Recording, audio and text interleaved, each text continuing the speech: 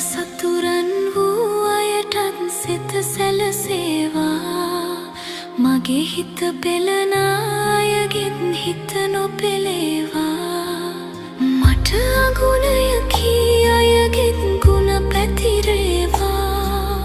ඒ හැම සත්නෙත් සිත ඇති මිනිසුන් වේවා සියලුම හිත් පිරිසිදු වී සුවපත් වේවා